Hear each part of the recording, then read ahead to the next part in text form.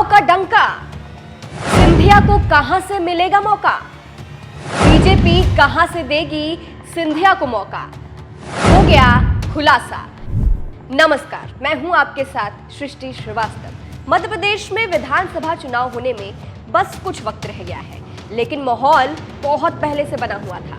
Congress versus BJP की शुरुआत बहुत पहले से हो गई थी और खासकर चुनाव की वजह से ज्योतिरादित्य सिंधिया का नाम बहुत चर्चाओं में रहता है। इसी बीच अब जब बीजेपी ने विधानसभा चुनाव 2023 के लिए उम्मीदवारों के नाम की दूसरी लिस्ट जारी की है, तब से सिंधिया और चर्चा में आ गए हैं। उनका नाम भले ही दूसरी लिस्ट में नहीं है, फिर भी ये सवाल उठ रहे हैं कि बीजेपी ज्योतिरादित्य सिंधिया को कहां से चुनाव लड़वा सकती है।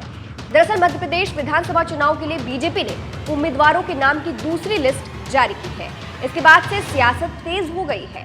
सवाल उठने लगे हैं कि लिस्ट में तो सिंधिया का नाम नहीं है, लेकिन आखिर कहां से सिंधिया को चुनाव लड़वाया जा सकता है? कहां से चुनाव लड़ेंगे ज्योतिरादित्य सिंधिया? एबीपी की एक रिपोर्ट के मुताबिक खबरें हैं कि केंद्रीय मंत्री ज्योतिरादित्य सिंधिया को ग्वालियर चंबल संभाग से पार्टी चुनाव लड़वा सकती है। इसके अलावा केंद्रीय मंत्री वीरेंद्र खटीक को भी इस बार विधानसभा चुनाव में राजनीतिक रण में उतारा जा सकता है। ऐसा इसलिए भी कहा जा रहा है क्योंकि पहले से ही बीजेपी 3 केंद्रीय मंत्री को मैदान में उतार चुकी है।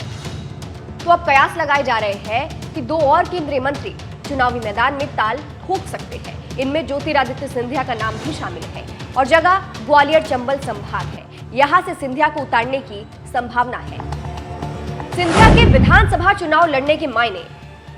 अब देखिए, बीजेपी ने इस बार नया दांव खेलते हुए केंद्रीय मंत्री को मैदान में उतार दिया है, क्योंकि राजनीति में ऐसा कहा जाता है कि पार्टी का माहौल बना और बिगाड़ देते हैं जितने भी पार्टी के प्रत्याशी होते हैं।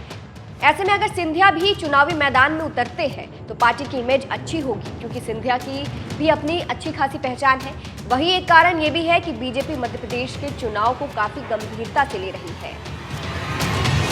राज्यसभा सांसद से मंत्री का सफर।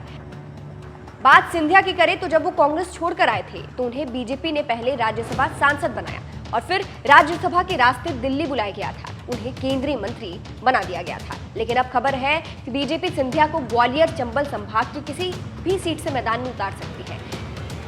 इसकी पुष्टि हम नहीं करते हैं, इन खबरों की पुष्टि हम नहीं करते हैं। वो आने वाले वक्त में पता चलेगा। आपको क्या लगता है? कमेंट करके अपनी राय जरूर बताइएगा। नमस्कार।